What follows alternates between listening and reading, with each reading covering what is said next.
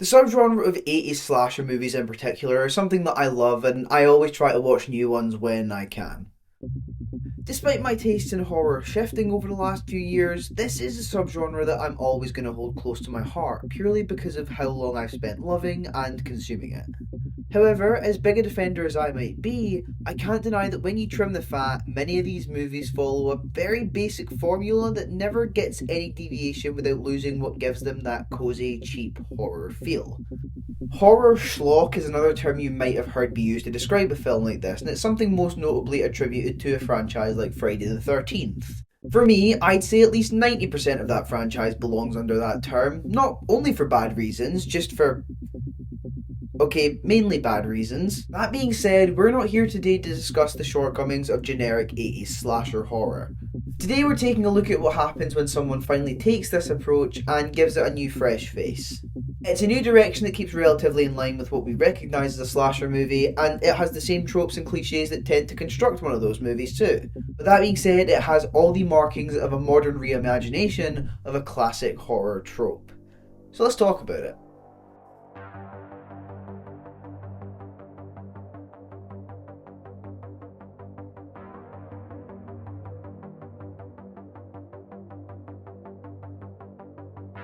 To start with, this isn't going to be your typical cut and dry review of In a Violent Nature.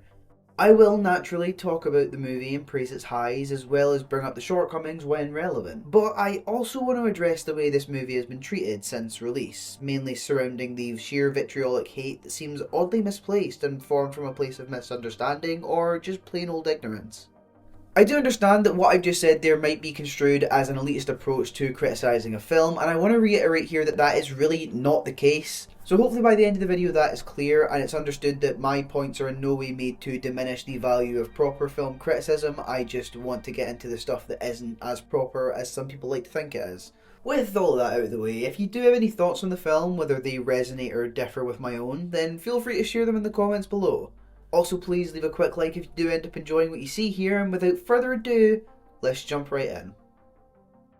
In a Violent Nature is a Shudder exclusive film that also received a limited theatrical run from director Chris Nash. From what I could find online, this seems like his first real theatrical effort, and with that in mind, I think he did a really great job. He is credited with directing a segment of the ABCs of Death sequel, but I haven't seen that and can't really comment on how it compares tonally or visually to his latest work. Ha! What are you doing in there? I'm here every night. The film follows Johnny, a recently resurrected Jason-like killer who does a whole lot of walking, even more stalking, and a shit ton of killing. But if we were to generalise, it's more likely that first one. Yeah, so In a Violent Nature comes with a pretty unique quirk to its storytelling structure because more often than not, a movie like this will frame itself around a final girl and her friends who are taken out one by their attacker. This movie decides to flip that script, choosing to instead be centred around Johnny, having him be the visual focal point of this narrative. For a large amount of runtime, we're solely following his perspective, and when realising that he's more of a classic shambling Jason as opposed to the athletic, quicker version from the remake, that makes it feel a little slow at points, and that's actually where the biggest crux of this film's so-called flaws come from. Right away, we are made so aware that we're in for a slow burn. The film opens with a static shot of a pole sticking out of the ground as a conversation is held between several people, giving a brief amount of exposition that fills in enough to give the audience an understanding of what has gone on in this world until now. Throughout this whole conversation, the camera doesn't shift once, because visually, the story really does not care about these people. From minute one, In a Violent Nature seems so intent on showing you that it's not a typical slasher movie. This thing is different. The opening and the scenes that follow, where Johnny claims his first victim, show this distinct desire to show the narrative through a clear stylistic vision that is thoroughly fleshed out and so engaging as a concept. The opening 15 minutes of this movie act just as a flavour of what we can expect going forward, showing us just how empty and monotonous the life of these types of slasher antagonists can be. It unashamedly highlights a lot of this with these comedically cut walking segments that act as strange, almost transitional segments going from scene to scene. They're like mini montages of nothingness, and on my second viewing of this film, they were such a great little moment to reflect and find humour in, amongst some pretty gnarly effects that we'll talk about in time. It's also stuff like this that the movie does so frequently that makes me see this as more of a satirical comment on the often bizarre nature of this subgenre. In a lot of ways, In a Violent Nature is satire, and it's a well done one at that. With the premise being shot pretty much solely from the killer's point of view, these brutal killings being intercut with this, almost constant montaging of him walking from scene to scene, have such a comedic dark touch that would not work unless it was intended by the director. Despite playing itself straight, the film knows how profoundly silly this subgenre can be sometimes, and it doesn't shy away from dipping into these more silly aspects. We do have human characters that get an ounce of development here and there, but it's never anything that allows us to connect with them on a human level. Had this been shot from the opposite perspective, however, I do believe we would have got that, with us being fed little parts of their narrative in the moments where Johnny's narrative does intersect. There is an entirely separate movie happening alongside what we see with Johnny, and I do love that little attention to detail. Whenever we see characters on screen talking, it does feel like the advancement of their plotline, even if other moments may have happened off screen between appearances. You get a strong indication of the type of film being shown had this been portrayed from the camper's point of view. The world is so articulately fleshed out, from little character consistencies and news reports that we overhear on the radio.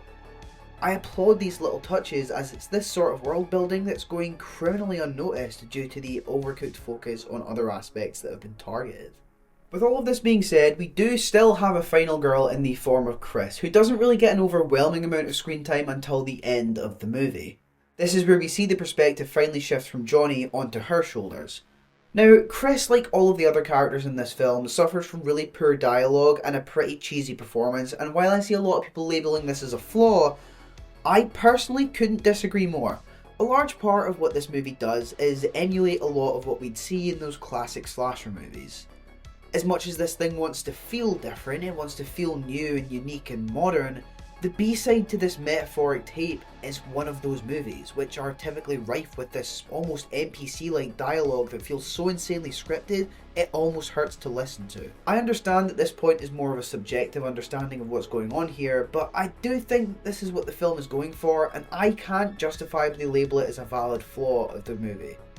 Getting back to the movie's ending, this is a very controversial segment for the reason that a lot of people really fucking hate this. Don't get me wrong, I don't necessarily love it, and I don't think it does the film any favours in the grand scheme of things, but again, I really do see what this film is attempting to do here, and I think this is the big important part that a lot of people are missing when they're just brushing this movie off, calling it bad, and moving it on. In 90% of slasher films, the final shot would have showcased Chris and her saviour driving off into the sunset, or it would have shown Chris being caught one last time by Johnny.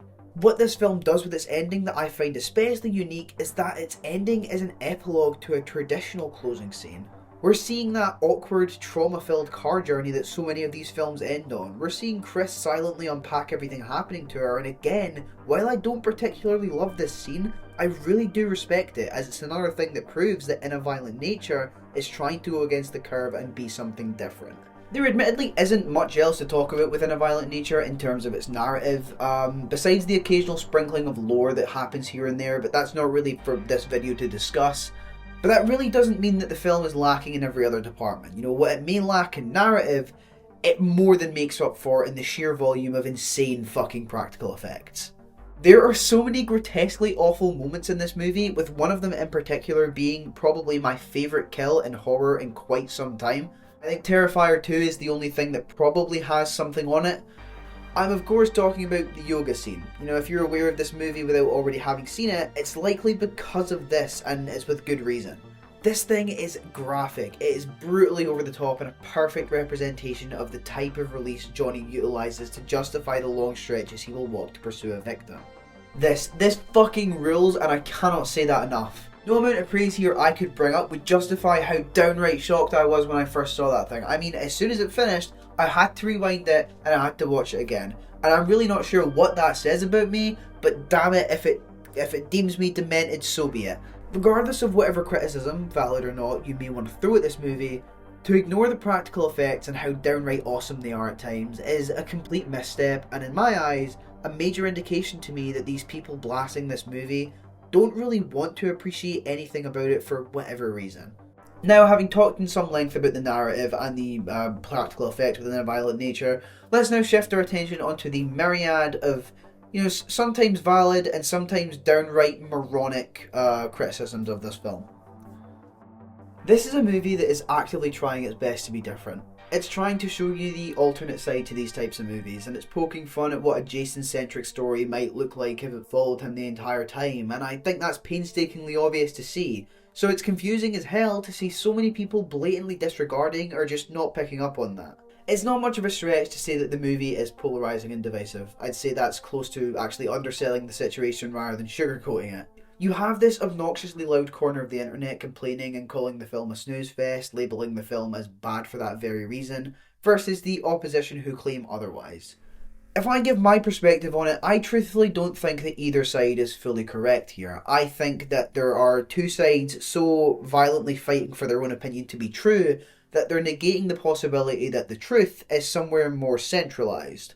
What this somewhat unnecessary discourse has sparked, however, is a conversation into the modern state of movie audiences, and that's something I kind of want to finish by bringing in a little. For a while it's been clear that movie audiences have had a dwindling attention span, leading to a lowering averaging box office, and on top of this, it's also apparent that audiences have become less aware of marketing and simply set expectations based on what they want to see.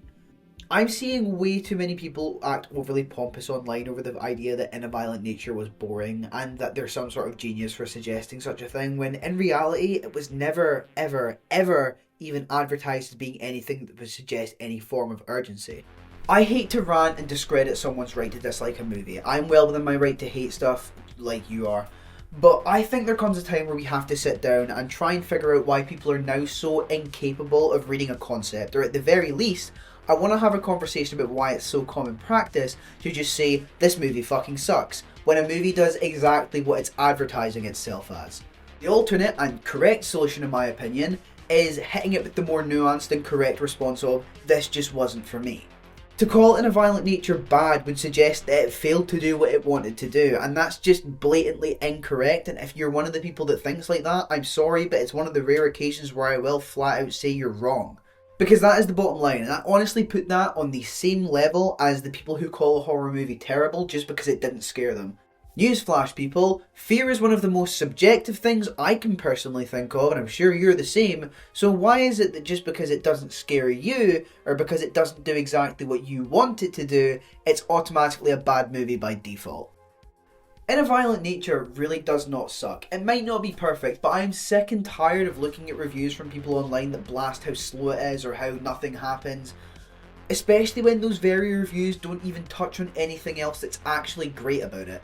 It's a real sad state of affairs, and again I apologise if this has deteriorated into a rant, but the way that audiences have so willingly misunderstood the approach that Nash took with this film infuriates me. It really does.